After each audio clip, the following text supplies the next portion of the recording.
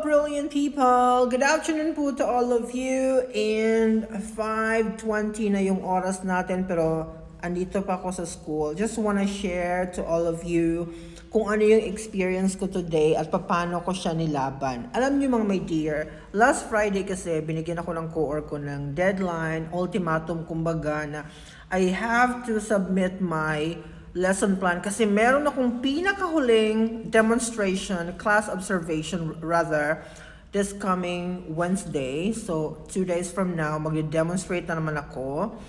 And kailangan ma-submit ko in advance yung aking lesson plan. So, last Friday, binigyan niya na ako ng ultimatum na dapat ma-submit ko siya ngayong Monday ang deadline. At saka 5 p.m. pa talaga. May oras talaga siya mga my dear. Tingnan mo yung mata ko, pulang-pula kasi nilaban ko talaga siya ngayong araw. Dahil yung Saturday at saka Sunday, hindi ko talaga siya ginagawa. Hindi ko talaga tinatrabaho yung mga ganito kasi I wanna relax. No? Ayoko mag-work basta Saturday or Sunday. Grabe, galing ni Lord. Thank you God. Kasi alam mo, yung plano ko na bitak-bitak pa siya, biak-biak pa siya, parang hindi mo pa na-put together, hindi mo alam paano siya i-put together.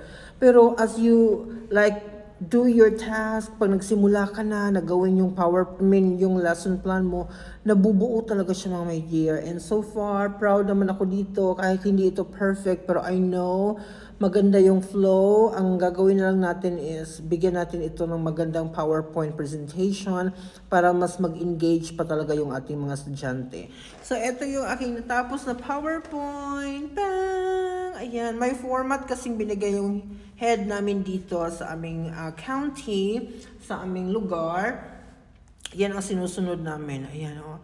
Thank you, Lord. Alam mo, ang daming sources na pwedeng kunan pag nagawa tayo ng PowerPoint, ng lesson plan. Pero how are you going to put the one together? Yun ang challenge na kailangan mong lagpasan. Kaya, salamat Panginoon, iba talaga ang Panginoon. Kapag ako kasi, pag nasa kumbaga, nasa dulo na talaga ako ng hagdanan, ng tulay, for example, nagdarasal ako sa Panginoon. Sabi ko, Lord, please guide me, give me wisdom, paano ko ito magawa, paano ko ito maipaglaban. Kasi mga my dear, for example, if hindi ko ito nagawa ngayon, delikado. Kasi dito, time is time, schedule, pag nagbigay sila, nag-set sila ng time, hindi kailangan mag-cope up ka talaga niyan. Kasi napakahalaga ng oras dito at yung schedule. Yeah, thank you Lord, I'm done. I-submit ko na yan sa aking coordinator at saka na-submit ko na rin sa head ko na mag-observe from TFETP na naman. So, finally, para hindi kayo malito, ito talaga yung pinakahuling observation na gagawin ko this semester. Okay? Thank you Lord. Share ko lang yung beautiful moments. So, kayo, if nasa pinaka-difficult situation kayo, don't be afraid to pray. Wag kayong matakot na lumaban. Just pray to the Lord. Kasi bibigay talaga niya yung kailangan mo.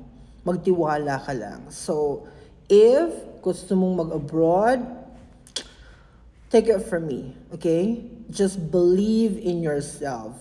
Walang imposible. Basta manalig tayo sa Panginoon. That would be all for today. Hindi ako nakagawa ng iba't ibang mga shows. Hindi ako nakapagsayaw.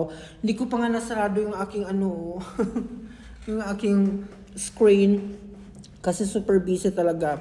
After kong nag-lunch kanina, dumiretso na ako dito para matapos na siya agad. Thank you, Lord. So, tonight, bakbakan na naman sa PowerPoint para tomorrow rehearsal, Wednesday, magawa natin yung pinakakailangan.